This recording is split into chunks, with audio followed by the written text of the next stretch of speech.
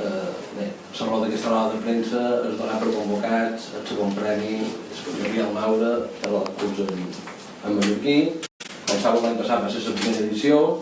Bàsicament, l'objectiu de la fundació era donar una expressió literària a lo que és el mallorquí, a fi, diguem, de fer una passa més cap a la formalització de lo que és el mallorquí, que, com saben, a dia d'avui, tant per les nostres autoritats lingüístiques com acadèmiques, està de qualque manera arraconat, marginat a àmbits purament informals.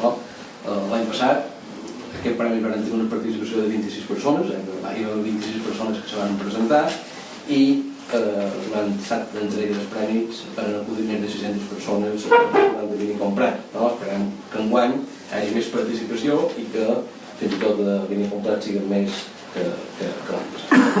Bé, com saben, l'objectiu de la Fundació Jaume III és convèncer les nostres autoritats lingüístiques i acadèmiques de la necessitat de crear un estàndard autòcton que tingui com a referència les Illes Balears i Nau Catalunya.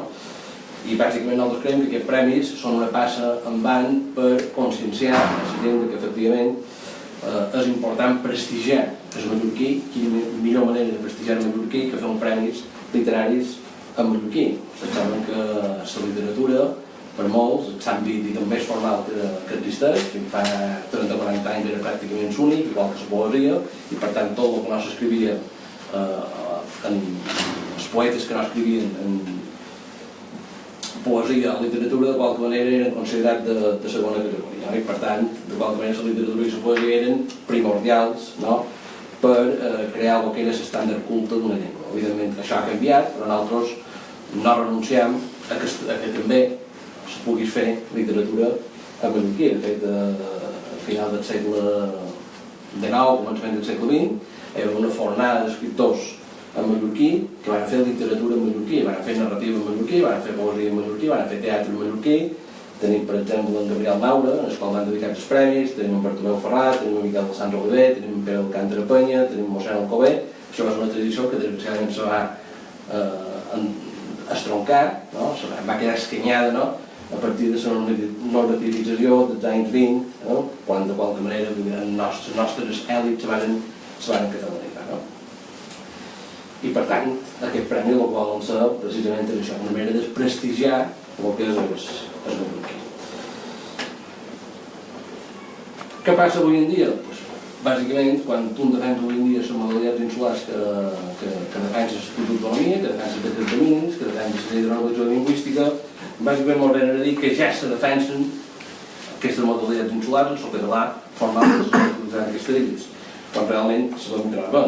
És a dir, per exemple, el que és l'adaptació dels llibres de text, diguem, el català insular, el català de les Illes Balears, veiem que això, la Fundació Jaume III ha demostrat que aquesta adaptació és bastant pobra. Veiem com, per exemple, l'altre dia la Comissió d'Experts va treure una sèrie de conclusions per definir un model lingüístic escolar i no se van tenir en compte les modalitats insulars per res. Veiem, per exemple, que fa un parell de dies se van treure els programes d'ajudes i subvencions de normalització lingüística per part del Departament de Política Lingüística del govern i pràcticament no s'enxerren de les modalitats insulars. Per tant, de qualque manera, les modalitats insulars és una cosa que tothom enxerra de manera retòrica, però que al cap de fi ningú, diguem, defensa. El problema no és que no només se perdin, sinó que fins i tot si ens hem de creure com es diuen els acadèmics i aquests experts i aquests savis que convoca la conselleria per dir que efectivament el català és una llengua minoritzada, quina millor manera hi ha que identificar de qualque manera el model de llengua oculta o el que se enxerra pel carrer perquè la gent se senti identificada i per tant no vagi perdent la llengua.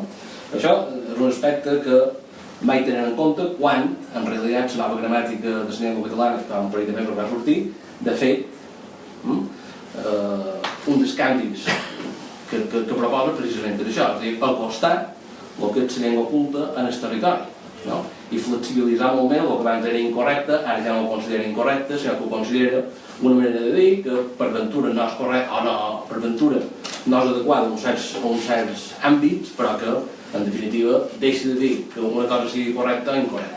El que diu és que a determinats àmbits pot ser més o manco adequat. No?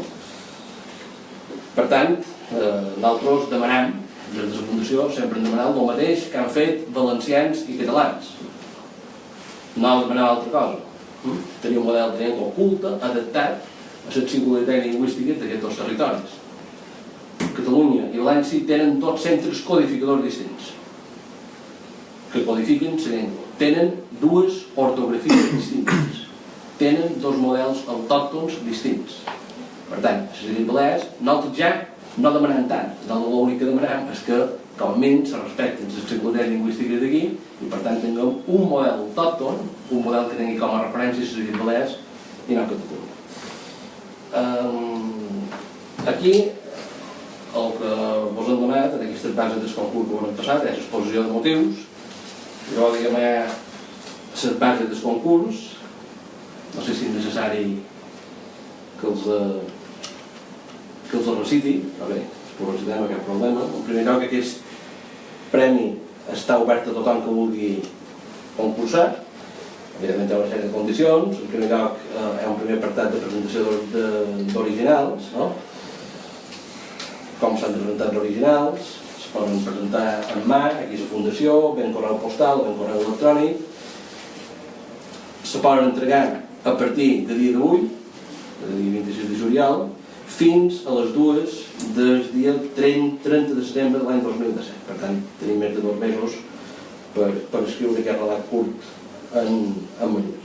El relat lingüístic que s'ha d'utilitzar per participar és la nostra bíblia. La nostra bíblia és aquest model, aquest llibre d'estil, que va treure la Fundació, no? I que evidentment poden trobar aquí a la Fundació. Per tant, bàsicament, el model de llengua que s'ha d'utilitzar és aquest. No? De cara a la publicació de les peces guanyadores, el jurat se reserva el dret a transcriure el relat en els criteris lingüístics que figuren en aquest llibre. No? Evidentment, el jurat també tindrà en compte que s'utilitzi l'article baleàric, que s'utilitzi l'èxit mallorquí, que s'utilitzi morfologia verbal mallorquina, que també s'utilitzi morfologia pronominal mallorquina, tot el que són locucions, fraseologia mallorquina, tot això evidentment serà un punt a favor de cara a guanyar aquest premi. No? La temàtica és lliure, evidentment s'obra de ser inèdita i original, no pot estar premiada ni tampoc presentada ni compromesa a cap altre certamen, i l'autor ha de tenir plena possessió de tots els drets. El jurat del premi estarà format per membres de la Fundació de Jaume III i professionals lingüístics o culturals, tots ells seran designats pels patronats de la Fundació, només s'anunciarà la seva composició en haver acabat el concurs. No? La quantia dels premis i data d'entrega, en primer lloc, tenim dos premis. Primer premi de 1.000 euros, segon premi, un accèssit de 500 euros.